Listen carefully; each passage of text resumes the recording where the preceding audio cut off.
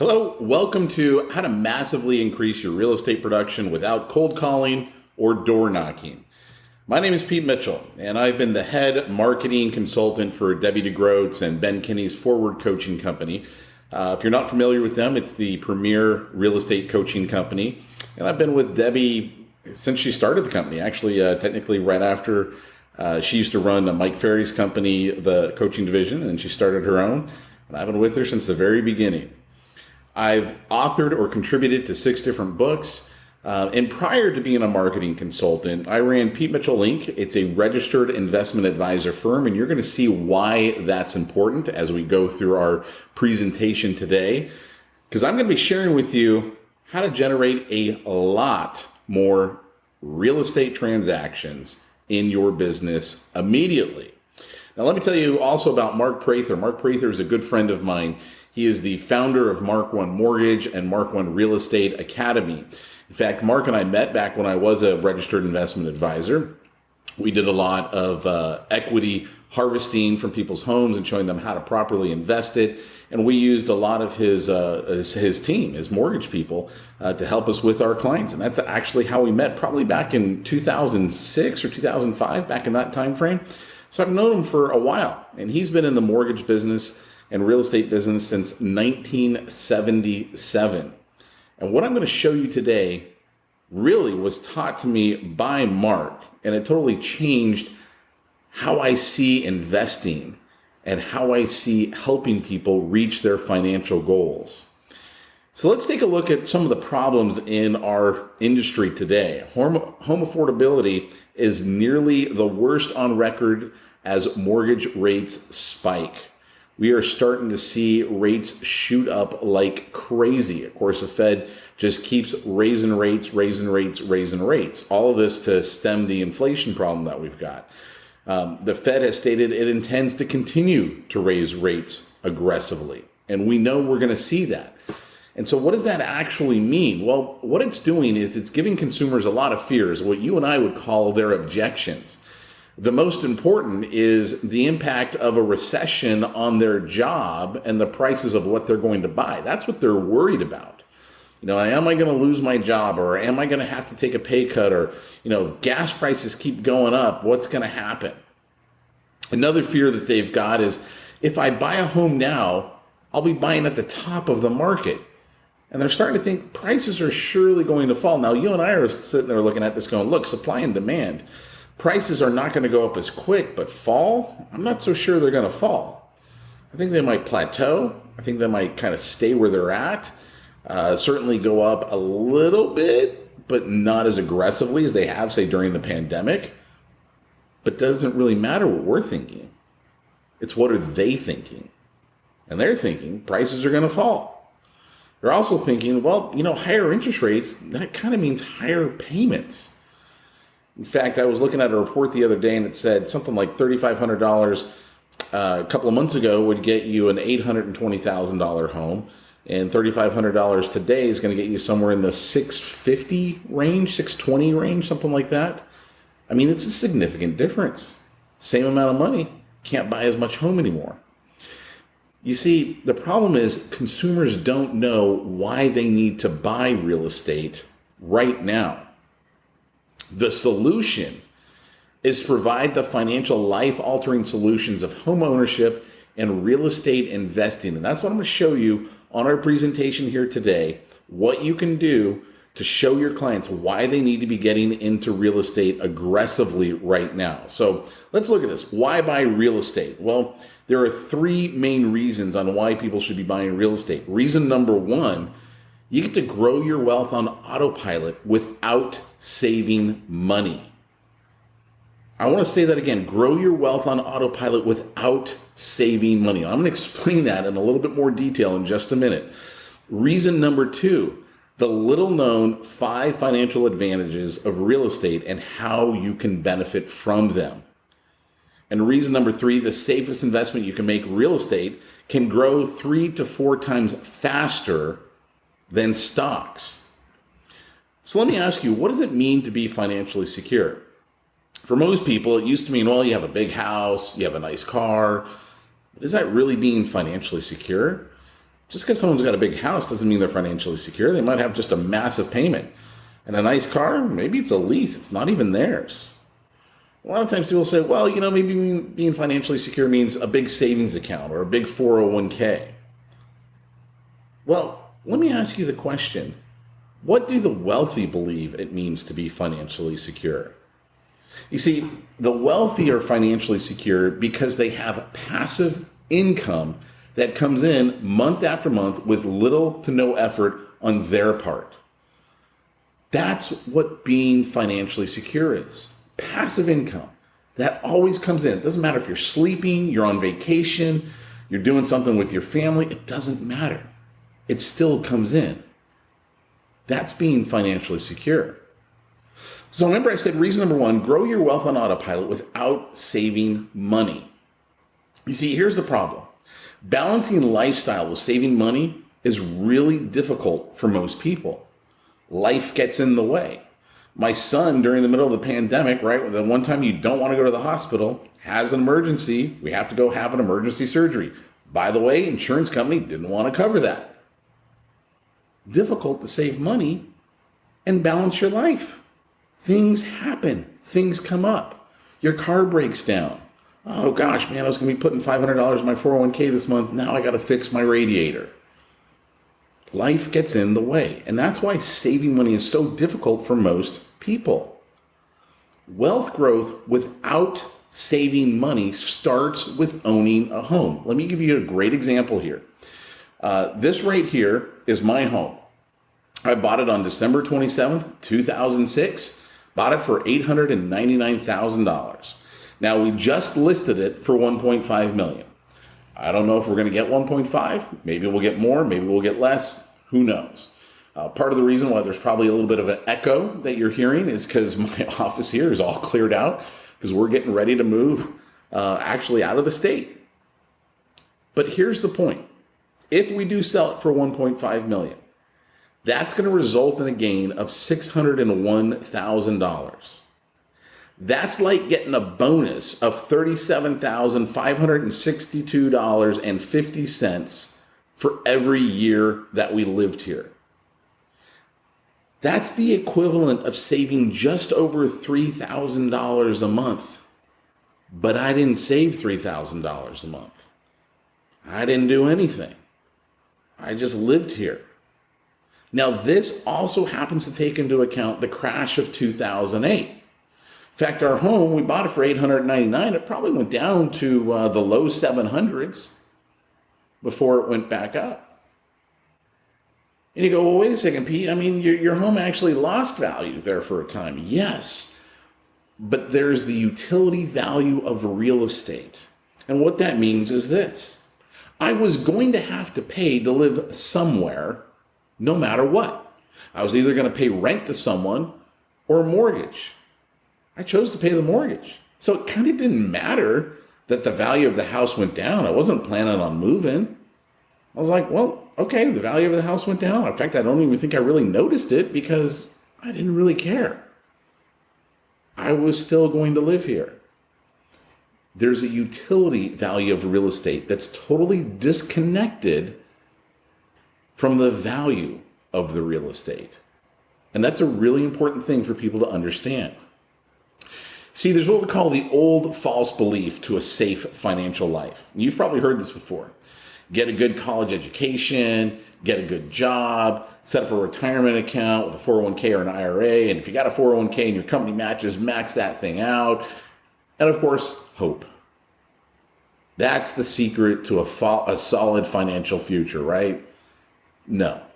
How many people do you know that have failed following that formula? As a financial planner, I only had 2 clients ever come to me that were financially secure. Both of them had made their money in real estate. That should be telling to you right there. Now, reason number 2, the little known 5 financial advantages of real estate and how you can benefit. See, the challenge for many Americans is that they're only taught about saving money and what we call linear wealth growth. And we're never educated in how real estate wealth growth works. You see, most people, they don't know what they don't know. They don't know that real estate can grow wealth and retirement income at 3 to 4 times the speed of stocks. By the way, that's part of the reason why I was like, you know what? This whole registered investment advisory and doing the stock market and financial planning, it's not as good as real estate. If I really want to help people, I got to look somewhere else. See, here's the 5 financial advantages of real estate. The first is leverage. When you go and buy a piece of real estate, you don't put up all the money. I mean, maybe you put up 3.5% on an FHA loan, or maybe you put up 5% or 10% or 20%, but you're not putting up all of it. You're only putting up a piece of it. And the bank comes along and they give you the rest. But the bank's not your partner. The bank has no ownership in the real estate, which means you control all of it. But you only had to use a little bit of money to get that control. And then as you go throughout the life of the mortgage, you pay down that mortgage. Now, let's say it's a rental property and your renters are paying down the mortgage. Doesn't that mean that was free money to you? And then rental cash flow. Let's say we actually start getting more money, which happens quite often, especially when you do the deals the way that we structure them. You're going to get more money for the rents than you do for what the mortgage is costing you. So now you've got the mortgage pay down and you've got income coming in. And of course, we have tax benefits. You know, on your primary residence, up to $750,000, we get to write off our interest. Depending on your tax bracket, maybe you get to write off your property taxes. But on our rental properties, we get to write off everything because it's a business expense. And then we also get this thing called depreciation, which is just like freaking ice cream on top.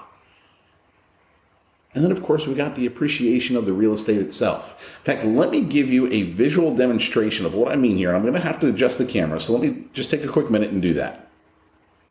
All right, I think I got the camera adjusted enough, so hopefully you can see this here. Now, I've got some poker chips because I'm going to use these to help you understand the concept that I want to get across here. Let's say one of these black chips right here represents $1.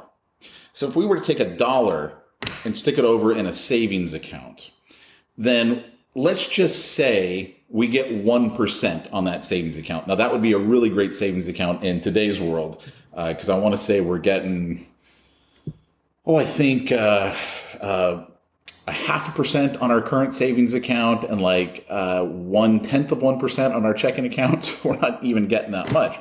But one of these green chips right here represents the growth that we would get. Now, this is what we call linear growth, right? I put $1 into an investment savings account, whatever it might be, and I get 1 cent as my growth for the first year. I'm making money on the money, and that's the only way that I'm making money. Now, let's say we were to take $1 and we were to stick it into the stock market. Now, if we stick it into the stock market, let's say over the long haul, we get 8%. And even though that's not what they're predicting for the next 10 years, we'll get to that in a minute. But we're just going to say 8%. So 8 cents is what we're going to make. 2, 3, 4, 5, 6, 7, 8. Hey, you know what? We feel a lot better about that, right? Because we put our $1 in and we got 8 cents out of that thing. But now, what if we were to take $1 and buy real estate, but we were to buy $10 worth of real estate?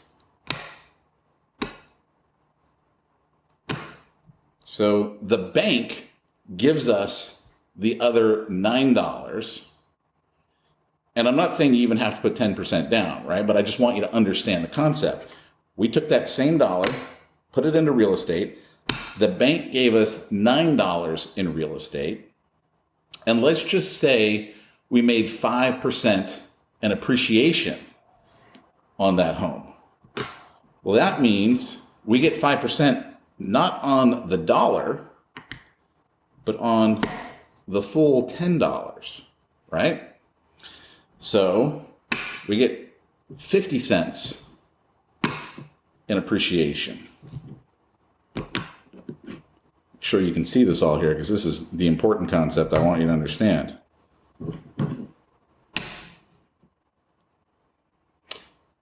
1 cent over here, 8 cents over here, 50 cents over here.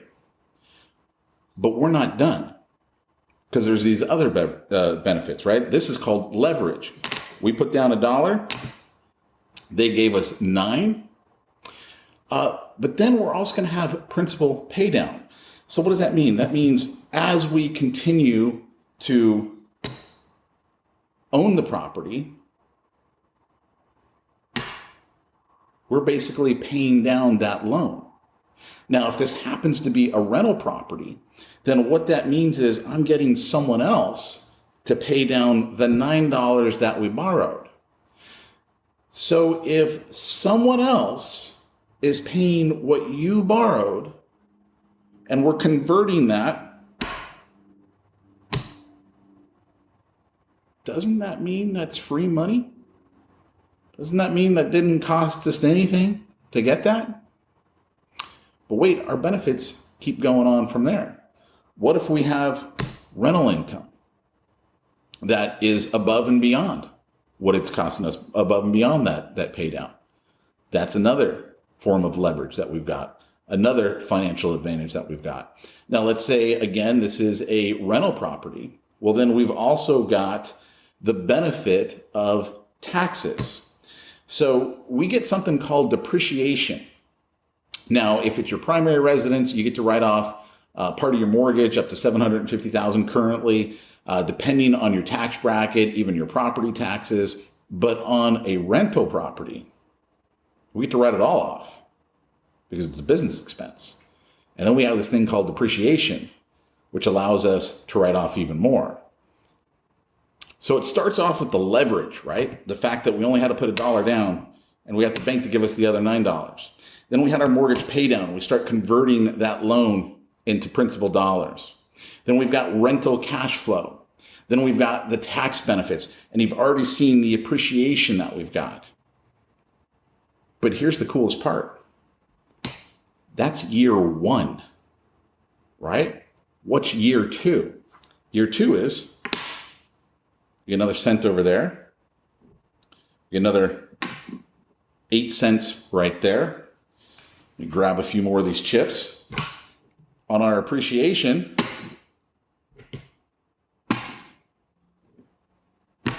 these might even be hard to see there on the screen. Sorry, I'm running out of room here.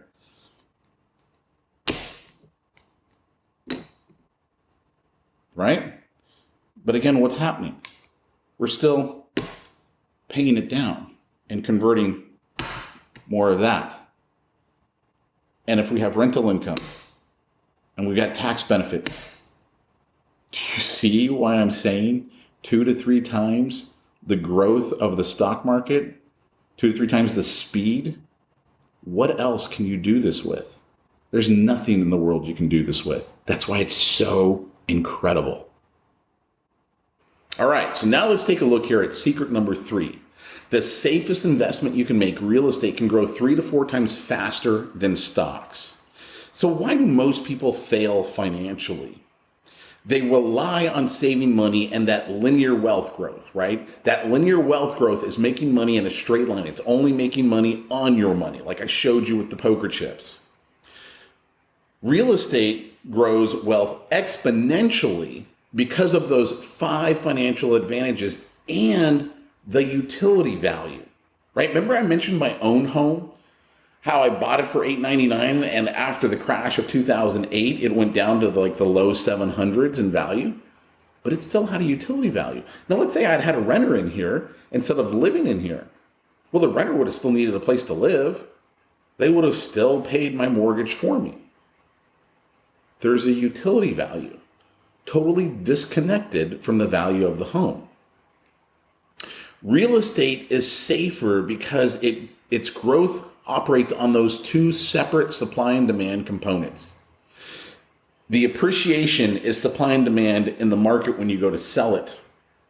The other supply and demand component is the utility value, the fact that people need a place to live and will pay rent in order to live somewhere.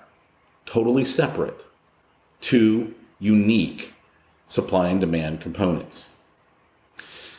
Now, as we look to the future, right now, we're seeing all kinds of articles. We're seeing the S&P is going to plunge by 11% by the end of 2022. I think it was Goldman Sachs, or it might have been Financial Samurai, was saying that they're going to basically chalk this up to being another lost decade. They're not expecting any growth. Vanguard was saying over the next 10 years, they're expecting only 4% growth. So whether it's 0 to 4%, it's not looking too good in the stock market. And as we look at rents have shot up because of the pandemic. I expect them to stable off a lot. But the point is, real estate is a great place to be in, especially during hard times, because that utility value of real estate. So let me show you one of the things we show people, how to build a $10 million net worth. Most people never believe in a million years they could be worth $10 million. So we're just going to say it's 2022. We're going to do a purchase of our primary home. We're going to buy a $750,000 home. We're putting 5% down. We're going to have some closing costs on there. Basically, it's going to cost us about $50,000. Now, I realize the interest rate here is a little bit dated.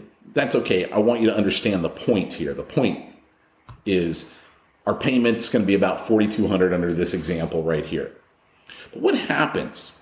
Here in California, over the last 54 years, appreciation has been just over 7% a year for real estate. Some years it does better, some years it does worse. Some years it goes negative, some years it shoots up dramatically like it did recently in the pandemic. But if we just look at the average for the last 54 years, that $750,000 home in 5 years is going to be worth $1,066,000 and change. Our loan balance is going to have gone down to $633,000, which means we're going to have about $433,000 of equity. Now, if we were renting it out, fair market rent would be about $4,200. So that'd be kind of nice. We could actually rent it out if we wanted and cover our mortgage. And remember, that would be all free money to us because someone else is paying off that mortgage. But we want to create that $10 million net worth. So in 5 years, we sell that property and we're going to buy 2 more. The first one is going to be our primary residence, right? Because we still need a place to live. But now prices are up a little bit higher, so we're going to buy our $1 million home. We're now going to put down $100,000. With our closing costs, we're going to need about $116,000 to buy this home. Our principal and interest is going to be about $5,500. Now, here's the key on that. In 5 years, you're going to be making more money than you are today? Of course you are. That's just what happens. Everything goes up, including our income. So that's not a big stretch for us. But here's the fun part. That $1 million home, we're going to keep living in it. And let's say we live in it for the next 20 years. In 20 years, that $1 million home, based on just what real estate has done in California for the last 54 years, it's going to be worth just over $4 million, almost $4,100,000. We'll only owe $400,000 on it, which means we're going to have just shy of $3.7 million of equity. Now, if we were to rent it out, we'd be bringing in $9,000 a month. Easy. You go, no, Pete, that's crazy. No one's going to pay that for rent. Actually, we're paying that today, but that's beside the point. Basic rent in California goes up about 4% a year. Actually, a little bit higher than that, about 4.5% a year. But if we're just looking at 4%, that's just what it's going to do. That's just what happens. So, remember, we sold our initial primary home because we wanted the equity. See, sometimes it's easier for us to sell the home so we can get all that equity than if we tried to do a refinance because we can only get out so much of it. But we wanted that money so we could buy our new primary residence and we could start our investing for the future. So now we're going to invest in a duplex. $1 million purchase price. We're going to put down 25%, $250,000. With our closing costs, we're looking at about $265,000. Our principal and interest, taxes and insurance payments, about $4,600 a month. Our rental income is going to be about $5,500 a month. So we're going to start to make a little bit of cash flow here, which is kind of nice. Now, where did we come up with all that money? We sold that original property, and then we bought some more. So let's look at this. 5 years down the line, that $1 million duplex is now going to be worth $1.4 million. We're going to have about $750,000 of equity in there. And now we could either keep renting it out and make about $6,700 a month, and we could accelerate our mortgage payment or our mortgage payoff, right, by taking that additional monies and applying it towards the mortgage if we wanted to, or we sell it. And now we buy 5 units. That's going to cost about $2.5 million. So we're going to need to put down about $625,000. Where'd that money come from? It came from our sale. It came from the sale of our duplex. So now with our closing costs, we're at about $658,000. Our principal and interest, taxes, and insurance payments can be just over $12,000. And our rental income is going to be about $12,500. So again, someone else is paying for that mortgage. 5 years down the line, that the $2.5 million 5 units is now worth about $3.5 million. We've got just over $1.8 million in equity, and we're going to sell that. We're going to sell it, and now we're going to purchase 10 units. Nice little apartment building. It's going to cost about $6 million. We're going to put down $1.5 million. We're going to have some closing costs on top of that, so we're just shy of $1.6 million.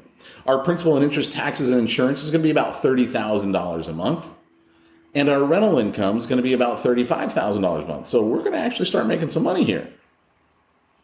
But here's the cool thing. We hold on to that for 10 years. It's going to grow from $6 million in value to about $12 million in value. We're going to owe $3.6 million on it. We're going to have $8.5 million of equity. But our rents, because rents keep going up, it's going to be $51,000. So what does that actually mean? So that means in 25 years, we've got a primary residence with almost $7 million of equity. Now, no cash flow because we live in it. We got 10 units with $8.5 million of equity, but we got a cash flow of just shy of $19,000 a month. That gives us a net worth of $12 million and cash flow of just shy of $19,000 a month. Here's what I want you to understand. Every time a real estate transaction happens, they need you, the real estate wealth advisor agent. So let's look back on this one particular family. They bought the first home for $750,000. 5 years later, they sell it. Then they buy their $1 million personal home that they're going to live in, and they bought their first duplex. Then 5 years later, they sell the duplex. Then they buy the 5 units. Then they sell the 5 units 5 years later, and they buy 10 units. Now, maybe at this point, 25 years later, they go, you know what? We just want to take that money and run. Maybe they sell the 10 units. Maybe they don't. They just keep the cash flow. That was 8 transactions that you got to help that one family with. Now think about it like this. You got a family that's that locked in with you because of everything you're providing. Do you think they're going to be sending you their friends and family going, hey, you got to go talk to Pete because look at what he's doing for us? Of course they are. Because there's no other real estate agents out there that are telling them this story. There's no other real estate agents out there that are helping them this way.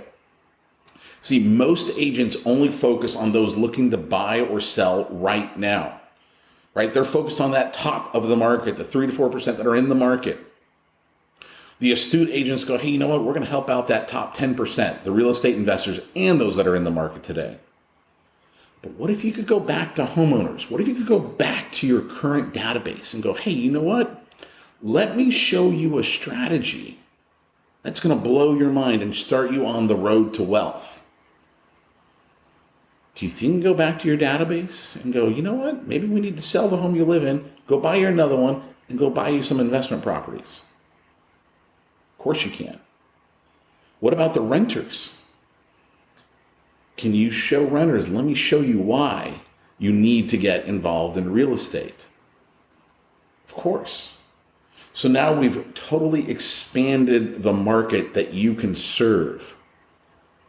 Because when you have a different, more powerful story to tell, you sell more with greater ease. See, your big three sales challenges as an agent, the first is you need a story that connects with consumers in seconds, right? What does every agent use? Oh, I help people buy and sell property. Okay, great. That's basically no different than everyone else. I'm a real estate wealth advisor. Oh, what's that all about? Something that grabs their attention and connects with them in seconds. You need a strategy that stands out from the competition. While everyone else is fighting over how much commission they're going to charge someone to sell their home, you're showing them how to create wealth by investing in real estate. You need to convert prospects into closings over and over again. I look back and the first person to sell me a home, she's still in real estate today, and I have never heard from her. Never. Not since she sold me the home. That was 2005. 2006, a year and a half later, I ended up buying the home that I'm in right now, right? That we're now selling. Didn't hear from her, so I didn't list with her. When you've got a unique story like this, and you're reaching out to people over and over again, you're getting business over and over again from your current clients. The secret to becoming $1 million a year earner is simply using the right message. And what we've got for you is a unique message. We've got personalized marketing content. We've got great scripts that help you connect with people. But here's the real power in what we do. Joint venture with us for an educational event. Our 4 main educational events that we do: how to build a $10 million net worth through real estate, a variation of what I just showed you. For seniors, how to retire within 5 years through real estate. For renters, why renting is a financial disaster and what to do about it. And we show them, here's how you properly structure yourself and start getting into real estate.